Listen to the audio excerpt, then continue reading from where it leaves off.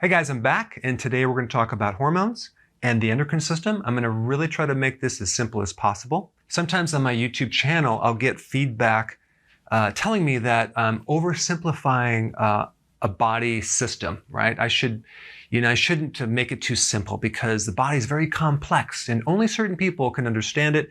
So only if you graduate from a certain university and you have a certification can you talk about the body. Well, in fact, I disagree. I think you can understand the body, but the endocrine system sometimes sounds very mysterious, but really it's a communication system.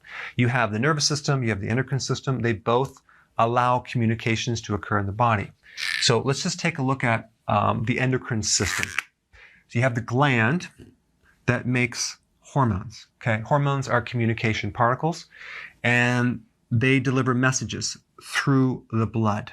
These hormones are then sent to certain tissues, okay, that have receptors.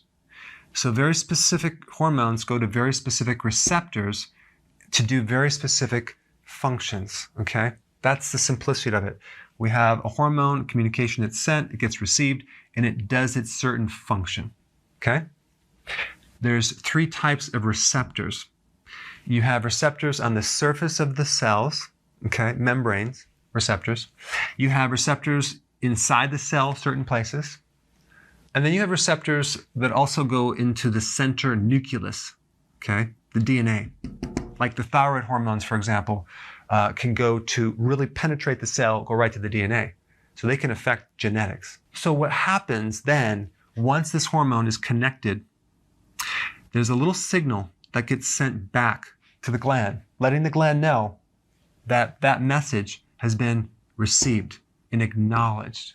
So in the endocrine system, we call that feedback loops. So there are negative feedback loops and there are positive feedback loops. I'm just going to talk about the negative ones, which basically just tell the gland to turn off, okay, to lower that hormone. So that's really what the negative feedback is. It's just a signal back to turn off the gland because the function has been complied with, okay? Now, in this dictionary, I'm just going to show you the definition of the word acknowledgement.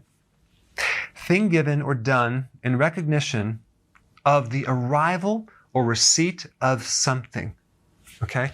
So, if you order something from my site, I send you an email back letting you know that it was shipped. And then on my side, I get feedback from the fulfillment center that that package was delivered, okay? So that's my acknowledgement. And when you're talking to someone, they're going to acknowledge what you said, so that way you can feel that they heard you, okay? But if they don't acknowledge you, you might have the tendency to keep talking, okay? To try to get your point across. That's why it's very, very dangerous to ignore your spouse. But the point is that the acknowledgement tends to complete that communication, okay? Now, why is that important? Because when we deal with hormones, we're dealing with also something called hormone resistance, okay? I don't know if you ever heard of insulin resistance. Well, there's also leptin resistance, cortisol resistance, estrogen resistance, testosterone resistance, and even thyroid resistance. This receptor is the superior thing in this entire communication platform. So we have the receptor over here that's listening, and then the hormone in the gland is talking, and they connect, and we have this whole normal function. Now, this is a very common problem, especially when we get into insulin resistance and even cortisol resistance, which I'm going to do a separate video on this. Now, what this receptor is doing, it's actually protecting the body against excessive communication of that hormone. Okay, that's what this resistance is.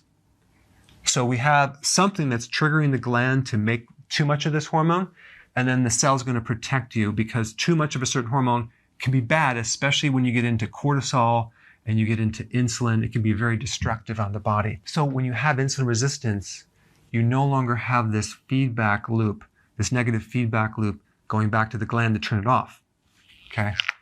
So if we don't have the feedback, then the gland never gets that communication that this has been connected to, so it starts to increase more and more communication to connect. Now, you've seen this in human relationships, right? Where someone that just keeps talking and talking and talking and talking.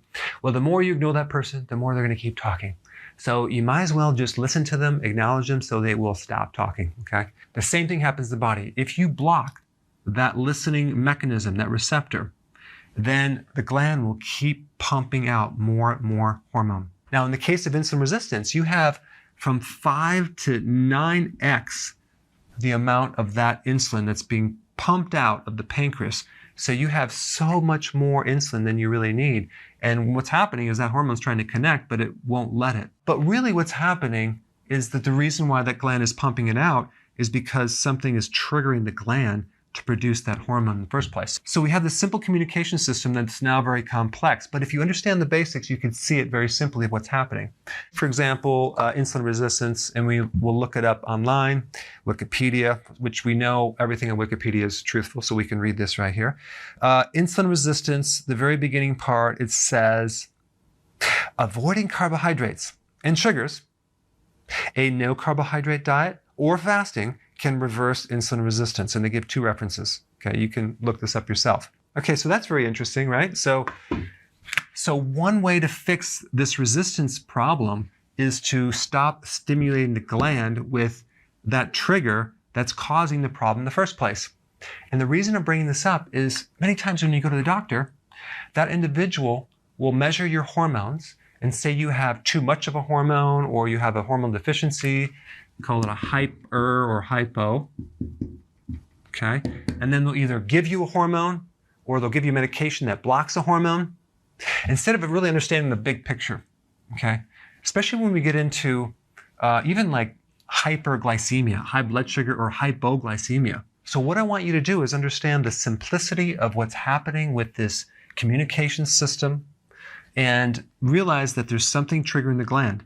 In the case of cortisol, which I'm going to do a separate video on, that's stress, okay? So that'll actually keep the body pumping out excessive amounts of cortisol. And you'll find out when I do the video, you'll have high amounts of a certain hormone. It's called Cushing's syndrome, yet you have all these symptoms of low cortisol. So it's extremely confusing, but if you understand this, you can understand it very simply. Now, in the case of insulin resistance, you have symptoms that are too much insulin and symptoms that are actually insulin deficiency. So now you'll know why, because it's the receptor. So the receptor is definitely the superior factor in this entire communication network. And one last thing, since we're on the topic of insulin resistance, inflammation in general can cause insulin resistance, and insulin resistance can cause inflammation. Of course, carbs will do it. Frequent eating will do it. And also, if you look up insulin resistance, you'll see obesity is one of the causes of insulin resistance, which I disagree, because obesity is really a symptom of other things, definitely high levels of insulin and insulin resistance. So this is really a symptom. I mean, it is true that visceral fat will actually make insulin resistance worse. That's true, okay? But insulin resistance causes elevated insulin, which then causes visceral fat, so it goes around and around in a circle. Or sometimes you'll see this, a high-fat diet causes insulin resistance and it's going to eventually cause diabetes, which is totally a lie, because the studies that they do on high-fat, it's on mice, and if you look at the actual diet, it's not really just a high-fat diet, it's a high-fat and high-sugar diet, okay? And that actually compounds it. That's actually worse than taking a diet that's just high carbs. If you combine the two, that's even worse. Okay, guys, so thanks for watching, and I hope that now you understand some of the basics, it makes more sense. So if you want more knowledge on how to create a healthy body, subscribe now and get daily notifications. Daily notifications, that sounds weird. Well, I'll just remind you on a daily basis. How about that?